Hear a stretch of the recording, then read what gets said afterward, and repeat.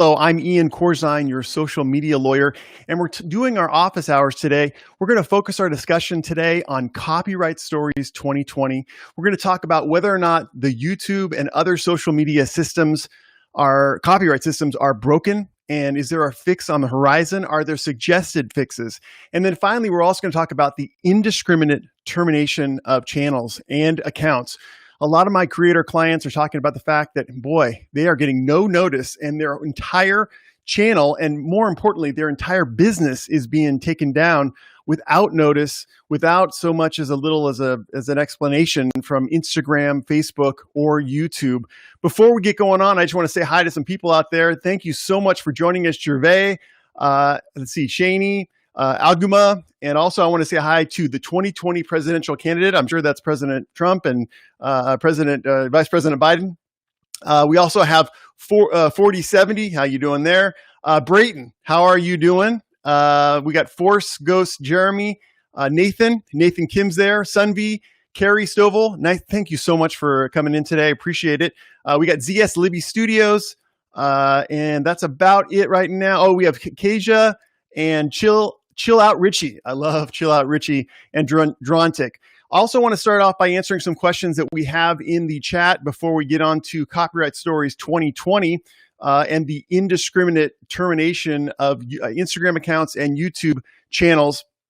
One of the questions by Brayton Movies is, I really want to know what is the best social media to grow your YouTube if you had to pick one, and it just depends. That's the answer to that question, is just depends.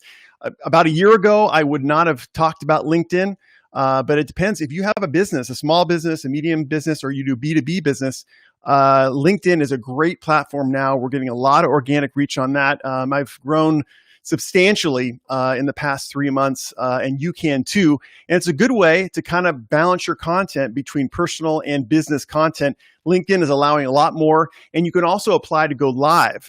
They don't let all the people on LinkedIn go live. You have to apply, but if you get in, you are first in line for discussions on LinkedIn and doing your lives. Let's see here. I just want to say hi to Kasia, Shaney. Nice to see you. Gervais, how are you? So I would say LinkedIn is great. Obviously, Instagram is always there. I'm involved in Instagram. I am trying to make IGTV work. I did a podcast this week with Phil Metzger, who is with Big Builder Brands.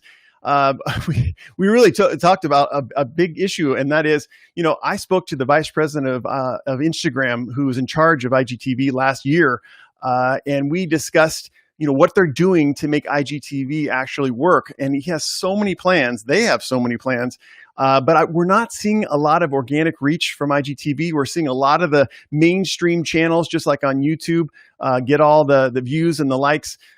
So anyway, I will keep trying, and I'm sure you will too. But that is another way to get some involvement. But I have to tell you this, and this has come straight from the mouth of Daryl Eves. And that is, what? The best way to grow on YouTube is through YouTube. And it doesn't mean you ignore the other social media platforms. It just means that you work on your watch time, your audience retention. If you can get good audience retention, I don't care what your title is. I don't care what your tags are. I don't even care what your thumbnail is. You're going to get views. You're going to get an audience. So, focus on the platform that works for you. So that's what I would say to you, Brayton. Just want to answer a couple more questions here. We're going to be talking about false copyright strikes and claims, Forrest Ghost Jeremy, so we'll do that.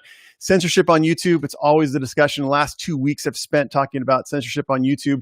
Actually, I was interviewed on Fox News on Tuesday, I believe, all about it. And I'm going to be on the Newsmax TV, I guess, next week or the week after, all about the debate between whether or not we have a free speech right on social media. I am of the opinion that even if it's on the letter of the law, that we should, because social media right now is that street corner, is that megaphone of old. That's how we're heard as citizens. And I will tell you this, when they tell you you have to stay home, where the heck else are you going to have your voice heard other than social media? So that's my opinion there. Let's see if there's anything else going on. You mean there's going to break it? Yeah, we'll talk about that more. False flags. Yep, I agree with Ghost Jeremy. Let me just see if there's anything else I got going here. Oh, wow. Yeah, well, that's true. We'll talk about this too. Fire Sale Gaming. Hey, how are you? It says here, I got a copyright claim. I can put it on the screen, I think. Yeah. I got a copyright claim on a draft video I uploaded, and it hasn't even set to publishing yet. Actually, that's purposeful. That's YouTube's new copyright testing system. I say, the bottom line is they're advising that every one of us, when we're uploading our videos, upload it to unlisted. And that way the YouTube AI can go through the video and determine whether or not there is a copyright claim present. And if there is, you can either use YouTube's tools to cut it out. And I made it, my head is like, oh my gosh, I did make a video about how to do that. And actually it should be coming out next week or the week after. But the bottom line is you can cut it out in YouTube Studio, or you can just delete the video, do it at home, and then re-upload and make sure it's right. So yeah, we're seeing that more often. Is it you have an unlisted video and it gets a copyright claim? All right, cool. Then you got to adjust it, whatever. Hey, Small Picture, good to see you. Epic Banana Glasses, I love that. Slipknot, MFKR, Darth Salian, Content Wizard. I love Content Wizard. Joshua, good to see you. What's up, Ben Malakin? Betsy's there. Ivan is here. Oh, Ivan, how are you? You've been such a wonderful person on our channel. Ivan Berginski, thank you so much for always being watching our videos and participating. I appreciate it. English with Al, Pixapilia, Lifelong Learning. English with AI. What's up, Eid? Daily. What's up? Diggity Dom. I love that one.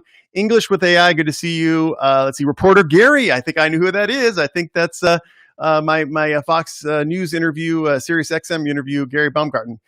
Tanwa Sanley, nice to see you. Gemmas, Tanwa, Dream, Enemy, Exploring. Good to see you. Life is Music. I love to see that guy. Super Gamer. And then, of course, Fire Sale Gaming. Let me just see what we got going on the Instagram. Hey, what's up, Darren Knobs? Good to hey, Eric Wynn. How are you? Great to see you. Birthday Corp. Gabriel, good to see you. Yes, Dramatic. I've been trying to get through DMs. Okay. I will check and see my DMs, Dramatic, and see if I can respond as quickly as possible. But first, I want to get to some copyright stories so we can maybe talk about stories, and then maybe you guys can relate, and then you may have questions about them. I recently was working with a creator, large creator, absolutely large, and their niche was education. And occasionally their videos would take copyrighted material and they would teach from it. And I got to tell you, it fits right within the fair use exception for education. There could be a little bit of a debate because it wasn't like they were teaching from the video. I always use the example of, putting a Drake song on a video and then teaching how they made those beats. That's a good example of education. Oh, they use the snare drum here, and then they had the bass drum here, and the bass drum was this long or this tone or whatever. That is actual education. But nonetheless, the channel was doing educational videos, and they were using copyrighted material to get their point across. Large channel. And when we get to a level, a lot of us creators are like me, we're just small and we'll get some AdSense revenue and that's cool. But when you get to the big boys, we're talking many millions and millions of subscribers or followers, it's big business. So one copyright strike is really, really, really significant because there could be a limitation on features. YouTube has been very, very hide the ball with respect to what are the consequences for copyright strikes. If you go right now on the terms of service and look at the copyright letter of the law, they are really unclear. Certainly they're clear about 3 strikes, but they do not describe fully what you lose if you have 1 copyright strike or 2 copyright strikes. So this particular channel had 1 copyright strike. And they were really scared because what are you going to do? If they had other videos that had teaching with copyrighted intent. And if you have that situation, 1 copyright strike, all that requires is that copyright holder to do another, what's called DMCA takedown notice, and then cause another copyright strike. And then you get to a level where, oh my gosh, livelihoods, dozens of employees, their livelihoods are at stake. So we were able to talk about this, and one of the main things we can do is do some editing. We can also do is reach out to the copyright holders themselves and say, listen, it's in the best interest of both of us for this material to be on YouTube, whether or not you're popularizing this material or whether or not it's a benefit to just the community. It's great to have this copyrighted content on the YouTube platform, and hopefully you can negotiate a license. That's what you use people like myself, social media lawyers, we will be your interface with the copyright holders and be able to say, listen, Ian's on the case. This is the point. We used 10 seconds of some movie or some TV show. We would like to get a license for that. We're not against paying for it or somehow compensating you or whatever. But the bottom line is it's in the interest of creators and viewers to have this material, on Instagram, social media, Instagram, YouTube, Facebook, and those kinds of things. So that's one example where, a lot of times, a lot of us go, gosh, one copyright strike. YouTube always talks about the fact that it's just a warning and all you got to do is go to copyright school and then it resolves. One copyright strike can threaten someone else's business. So it's really, really important out there to avoid those copyright strikes. And I'm going to be actually made a couple of videos on copyright claims and copyright strikes. What are the best things you can do to avoid these copyright claims and strikes? I'm going to say hi to some people. Hector's out there. Shakwan, Money Saving. Oh boy, that's a hard one. I am Malizurara. Sorry about that. Bad pronunciation. Also want to say hi to Super Gamer. Hey, what's up? Golbanji. Pandemonium Outbreak is there. Ken For Real is out there. And then Arvin's out there. Hey, what's up, Arvin? Good to see you. Pixelpia. This is the comment from Pixelpia. I also got a claim on a scheduled video. I did use their tool to cut out the 14 seconds, but I have a question. I am not. That's a cliffhanger there. Do we have the ending of it? Let's see here. Great. Oh, thanks, man. Let's see. Well, maybe we'll get it a little bit later. In the meantime, I want to say hi to Krish. I love that name, Krish. And then there's Ivan again. Nice to see you.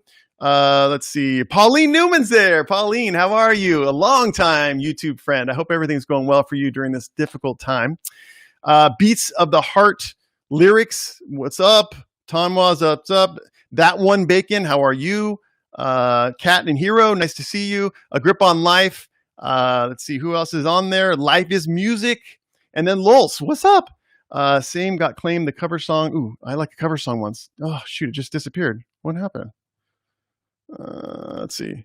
Oh, okay. So Lulz PR says same got claimed the cover song by Vizzo Music. So they got monetized, not me.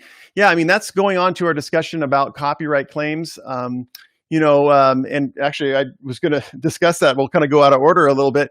It kind of goes into, is the copyright system on social media, YouTube, Facebook, LinkedIn, Instagram, is it broken? And there's debates on both sides, right? I mean, on one hand, your first thought is yes, absolutely yes. The one thing to remember though, is that our copyright system, our laws were not built to handle social media. And so we have to have some sort of modesty when we attack our copyright system. And frankly, YouTube is doing a pretty dang good job, especially better than most of the social media platforms with the copyright system. A lot of social media platforms like Facebook and Instagram, they just block in the upload. So you just can't get it up. Well, YouTube at least they'll block in the upload sometimes, but a lot of times they'll just let it up and then there'll be a period where maybe a portion is allowed or maybe it's entirely allowed. But is it broken? One of the things that we start seeing is, and I get this question all the time from creators, is they come up and they say, listen, I want to do a review channel, review channel. It's so funny. You look at the top channels on YouTube and Instagram, kid channels and review channels. I swear to God. So I want to do a review channel. I saw someone take this snippet from a video game. I saw someone put, 15 minutes of the Star Wars movie online and I got claimed. He didn't. I got a strike. He didn't. See that all the time.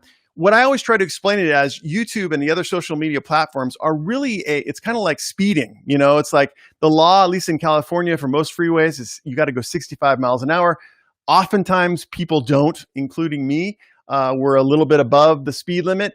You see someone speed by, you kind of go, gosh, I guess that guy's going to get caught someday.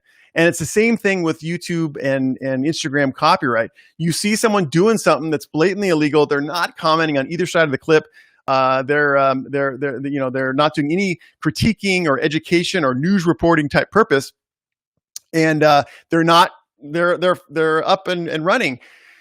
one of the things you should do is take a breath. One is they may get caught. Two is you never know about the permission. I mean, some of these larger channels especially have permission. They have agents, they have PR agencies that work with the copyright holders directly, and they get permission. They are licensed. So you can't compare yourself to them because they actually have a license, they paid for it, or they've arranged some sort of a deal.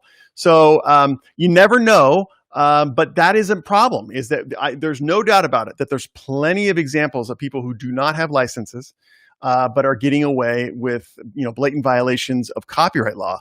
So I hear it. I hear that YouTube's copyright system is broken. On the other hand, maybe it's not. Maybe the YouTube and Instagram copyright AI is not. The one problem that we do see is that when there is a copyright claim, one of the things I just don't like about it is that if there's a claim, you lose all revenue. Yes, you have the opportunity to cut it out and then gain revenue. But why should that be? Shouldn't there be a percentage basis situation? I mean, a lot of these clips that I see with my creator clients are 2 to 5 to 10 seconds, and the video is 15 minutes or something. Why in the world is the copyright holder to those 2 seconds of audio or video entitled to all the revenue from the video for just that? And I really don't know if YouTube they think it's just too hard to enforce. If they just say, listen, there's no way we could somehow percentage out. I doubt it. The way Google and YouTube's AI is set up, I doubt it. Or if it's just some sort of penalty. They're trying to discourage the use of copyrighted material. So the penalty for using any portion that comes up in YouTube's AI search, Content ID, is that you lose all revenue. That would discourage people from using copyrighted content. I don't know. That's one of the problems. And that's a reason why you might say YouTube's copyright system is broken. I'm going to look at some comments here. Matthew, good to see you here. SoCal Autofocus, great to see you. Awesome. I miss you. I work for a church that is live streaming right now. Our channel had Content ID claims on the public domain music. 100-year-old texts and melodies. My gosh. Had claims. Well, that's really interesting. Obviously you guys know from watching the videos that, songs, any art that's in the public domain is free to be used on YouTube. And there really shouldn't be any copyright holders that have been set up to review that content, whether it be video, audio, to be able to pick that up. So that's really interesting. The only thing I could think of would be that maybe there's a copyright on the performance. So maybe it's, a Mozart song, but it was performed in 2011 by the, London Orchestra. And so they're making the claim. Maybe that's the situation. I don't know. All right, Chris, good to see you. Natuber, it says here, my channel has been demonetized and shadow banned here in 9+ months now because of Flat Earth and other awakening videos. Oh, okay. Yeah, that's a tough one. That really is a tough one. The other thing we see a lot of is the duplicate material. There are just some areas, whether it be controversies or duplicative material, where YouTube does it. Again, I don't know if it's purposeful or not, but doesn't do a good job of advising of giving a warning about a termination of a channel or a takedown of a video or a reason for it. I was going to talk about toward the end of the broadcast. Let's see how much time we have. About one channel that got just completely terminated. It was a 200K subscriber channel, an animal channel, doing really well. It was actually a full-fledged business. And without warning, I guess there was one email that said your channel is being demonetized for a period for duplicative content. The creator went through his videos and tried to find them. He also explained to YouTube that he had licenses for much of his material. In other words, people had submitted material on animals, and he actually had written licenses for use of that material. Nonetheless, a week or two passed, and then the channel was just shut down. Absolutely shut down. There was no way to get it back. There was no response from YouTube. I will tell you this, that in those situations, especially with duplicative content or controversial content, what they sometimes do, and it's very, very odd, is they will terminate a channel for 30 days. And then after a 30-day period, you have an opportunity to reapply for reinstatement of the channel. I have no idea why that is the case. I don't know why it's for controversial or duplicative content type channels or violations, but they do that. So they do keep your channel, and then they don't talk to you for 30 days, but then you can reapply for reinstatement. I just got to tell you that if that happens to you, tweeting at Team YouTube, going to the YouTube community help page, doing your appeal process, speaking frankly to a person in the know about social media, whether it be a social media lawyer, some sort of PR agent, someone in the know, maybe even a business manager like Space Station Integrations. Sometimes that will help. You can use us to get the ear of YouTube. But for the most part, all you can do is respond there and then make sure you put on your calendar that 30-day period, because I am seeing more creators have success after they wait a period of time for getting their entire channel reinstated. Sometimes, you know what it is? It's actually societal norms. With the coronavirus situation, I even hesitate to say it right now. It's absolutely crazy. But we were seeing mass videos, channels taken down, right? And then all of a sudden, 2 weeks pass, and then YouTube says, okay, it's okay to mention that term. It's so crazy. Why can't we talk about the most significant story in the world right now? But anyway, they said it's okay. And then all of a sudden the channel started popping up, the videos started getting reinstated. So sometimes I guess, after the controversy kind of dies down, you're able to get your channel back, or your video back reinstated. So that's really my best advice in those situations. Look at Pauline. I'm going to put that up there. Please make sure you click the like button and make sure you subscribe to Ian's channel. Pauline, you are just so sweet. Thank you so much for being online. I appreciate it. Acer Thorne, nice to see you. Business Law Pole, how are you? Wild Style Vlogs. I love vloggers. Let's long live the vlog. I tell you, I just want more and more of it. I think it's some of the best, authentic, and rawest content. So please, all those vloggers that sometimes get discouraged because they're not getting the audience they want or whatever, keep on doing what you're doing. Obviously, add some value. Otherwise we don't have a reason to watch. But if you have some value, you have some comedy, you have some cool, sites or whatever, keep on vlogging. Let's see. Force Ghost Jeremy, good to see you. Let's see here. Is anybody else popping up? Enigma, how are you? Let's see. It says here, ZS Libby. A while ago, I uploaded a video that used about 30 seconds of a song and it got a claim, but I looked back on 10 other videos that use the same song and they didn't get claimed. Now, I would love to ask ZS Libby, if you could write it in there, 10 other videos in your catalog or other people's. And if there were, how did you know that they weren't claimed? Very interesting. A lot of it is contextual. One thing we're starting to see is a lot more copyright claims and strikes in general. And the main reason for that is that YouTube is kind of like the rest of us, stuck at home. And someone was telling me, it was Roberto or something, that like 50% of the workforce is at home. And that means that there's more reliance on the computer system and there are more errors as a result. So I don't know if it's a contextual problem, meaning that for one video, the computers, the AI recognized a potential claim, and another, they didn't. It would be very interesting. I would love to do an analysis of your channel. If you ever would like to do a channel review live on Fridays, please just send me an email. Go to iancorzine.com. You can click on the contact and just send me an email. Go straight to me. I'd love to have your channel on, because I want to say that the best way to learn these rules is to do it by application, to see someone else's, their catalog behind the scenes, under the hood, their YouTube studio, to be able to see what that is, so that you can, if there's a problem, you can avoid it, or at least there's some learning going on. So anyway, if you'd love to do the review, I'd love to do it. 50-something original, how are you? I'm good to see you. Let's see who else is out there. All right. KB, nice to see you, KB. Taco Gamer, love Taco Gamers. Yes. And he is, I am a YouTubers. All right. I am too. Craig's Tech Talk. Craig, how are you? Good to see you. My good friend, Craig. I love Craig. Let's see here. It's great that we live in the same town too. And soon to be even closer, because I'm moving, as you guys know from watching the lease video. Jonathan Lemon, Wrestling Show. Yo, that's all I got to say.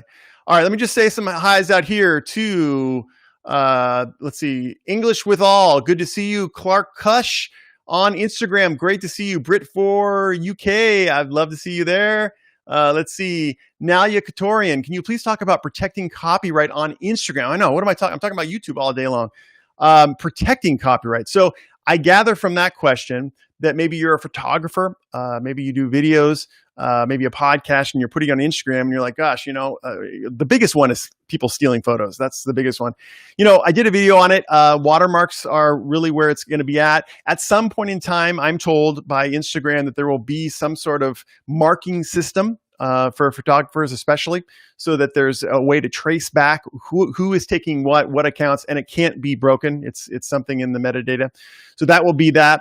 But I will tell you this, that it's a very difficult question. If you're a photographer and you're putting out your work on Instagram or YouTube or Facebook for that matter, your expectation of, I hate that it sounds so bad because it's against the law, but you're putting it out there. It's kind of like putting a painting on a telephone pole. Your hope, no one has a right to steal it, right? And no one has a right to take a picture of it and then put it on a sweatshirt and then make tons of money and not pay you any of it. But you're putting your picture on a telephone pole. So what I always advise photographers, in particular my clients, because I have a fair amount doing really well on YouTube right now, is that they put the work that they don't mind having a sacrifice out on Instagram, and then they keep the work that they think is sellable for themselves or for their websites or something similar. Let's see. Nelia is saying, does Instagram now own the copyright, or do you retain ownership by posting it on your page?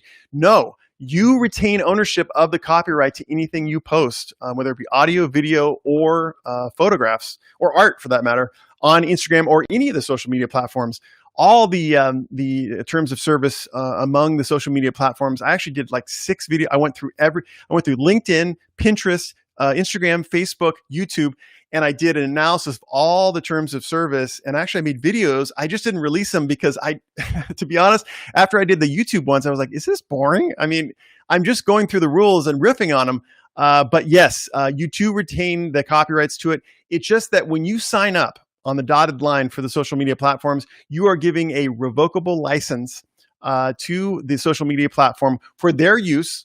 Some of the platforms actually extend that use to their own marketing. In other words, you put up an awesome photograph, they throw it on a billboard saying, use Instagram, you could take photos like this. And then some don't. Some, I believe with YouTube, they do not allow commercial use of your own your content. And then that copyright, that license, lasts. The platform has this license, can use your content for the time that you're on the platform with an open account, and then a reasonable time thereafter. Most of the terms of service say a reasonable time thereafter. So they want to build some room in for accounts where you shut down your account and then you retain the data on the server, and then maybe sometime you reinstate your account. Okay, one more question from Nia. Do you have to register the copyright formally, or does it automatically happen when you post?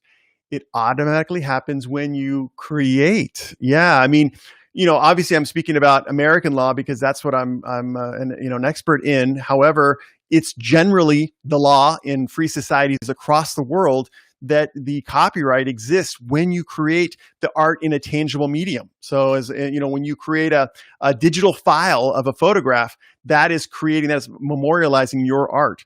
And so that's when the copyright attaches. You register the copyright to do a lot of other things, which is to have a better ability to protect that copyright.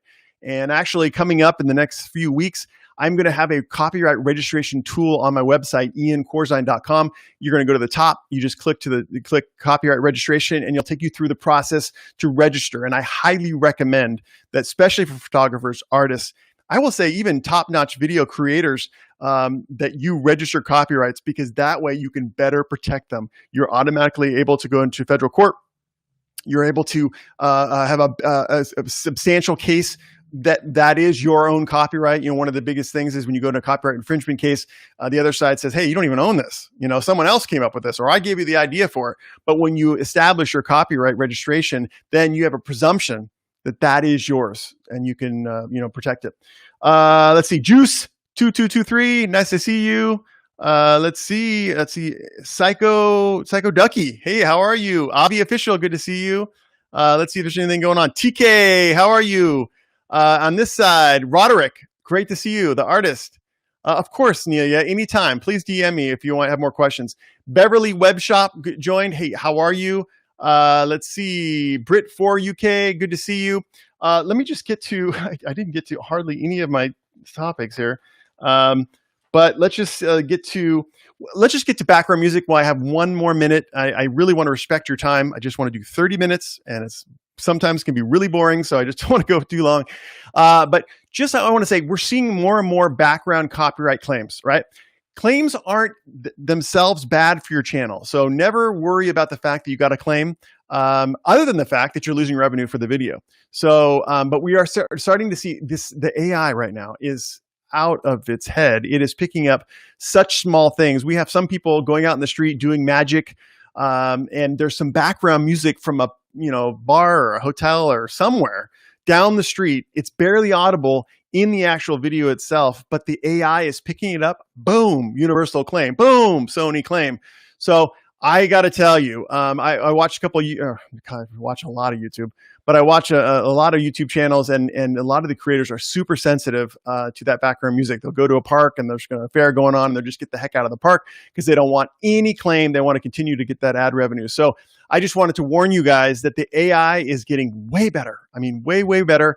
And as I've said before, I certainly tell my creator clients, audio is the most sensitive. So if you have to use copyrighted content, let's say you're bringing in a clip from Marvel Comics or something, some Marvel movie, and you got to bring it in. It is essential to the teaching moment you have. It's essential. It's maybe you're critiquing the movie, whatever it is.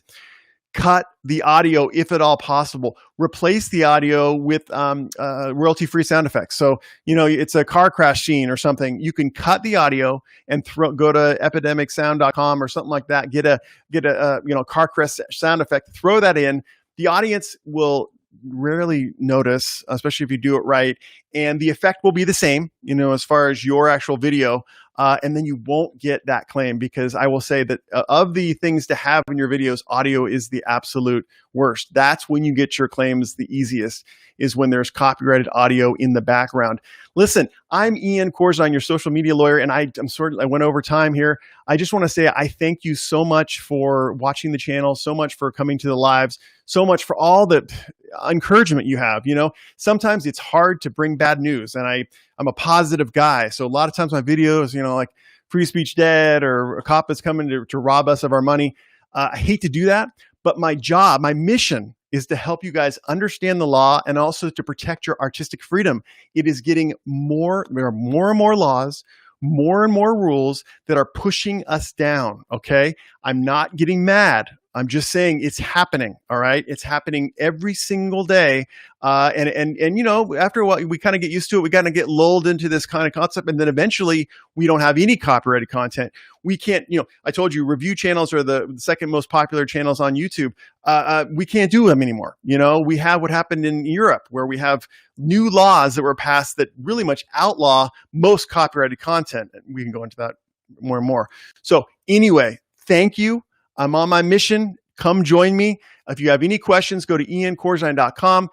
Understand that I do a video or two per week, usually on Tuesday and Saturday, lives on Friday, and then a podcast on Thursday. Again, my goal is to help you understand the law, do better videos, get bigger audience, get more views, succeed as artists, because we have this unique ability to do that. And I'm just very thankful, and hope you guys have a good Friday, and I will see you next week. Thank you.